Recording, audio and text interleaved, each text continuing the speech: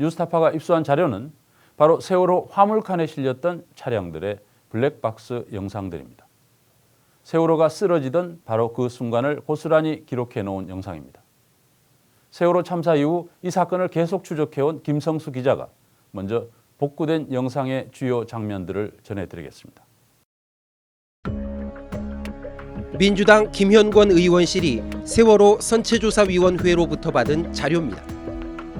인양된 세월호 선체에서 수습된 디지털 기기에 대한 포렌식 진행 현황이 담겨 있습니다. 지난 8월 말까지 민간 포렌식 업체에 의뢰해 모두 265대의 디지털 장비들 가운데 휴대전화 26개, 차량 블랙박스 8개, 노트북 2개 등에서 43개의 메모리를 복구시킨 것으로 되어 있습니다. 세월호 선조위는 최근 복구된 데이터 파일들 일체를 분석 업체로부터 넘겨받았습니다. 뉴스타파는 이 가운데 주차 중 녹화 기능이 가동돼 세월호가 급격히 기울어지는 순간의 상황이 녹화된 블랙박스 4개의 영상 파일을 단독 입수했습니다. 이 블랙박스들은 모두 화물칸 C데크와 트윈데크에 있던 차량 4대에서 나왔습니다. 먼저 트윈데크, 그러니까 C데크 뒤쪽 2층에 실렸던 차량의 블랙박스 영상입니다.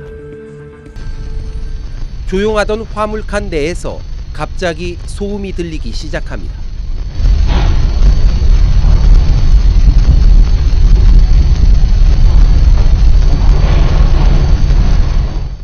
화물들이 한쪽으로 쏠리며 부딪히는 소리입니다.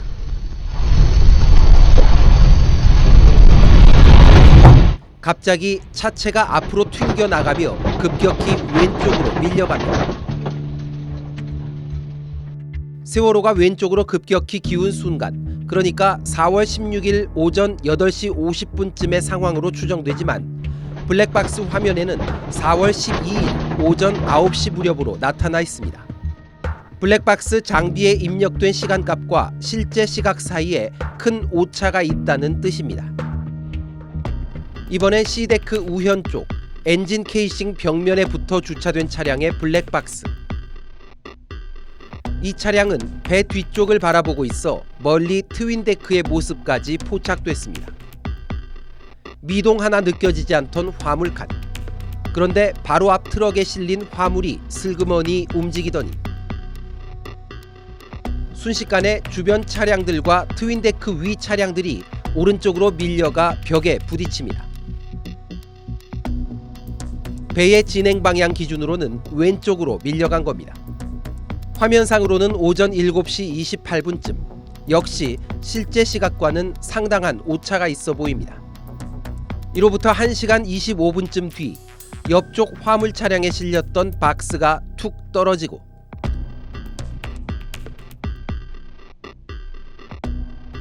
다시 3분쯤 뒤 승용차 한 대가 튕겨져 나와 천장으로 부딪힙니다. 이미 선체가 90도 이상 넘어간 시점임을 짐작할 수 있습니다. 그리고 다시 1분여 뒤 멀리 트윈데크 쪽에서부터 바닷물이 빠른 속도로 차들어옵니다.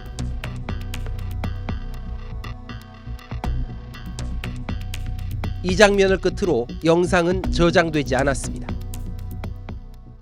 다음은 C데크 정중앙 앞쪽에 주차됐던 차량의 블랙박스 영상.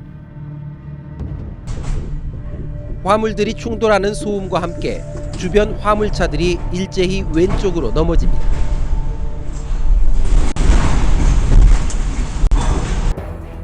이 블랙박스 화면에는 시간 표시가 없고 파일 명에만 오전 8시 48분 58초라는 시간 정보가 남아 있었습니다. 마지막 네 번째 블랙박스 영상은 C데크 좌현 벽 쪽에 실린 차량의 것으로 역시 선수 방향을 비추고 있습니다.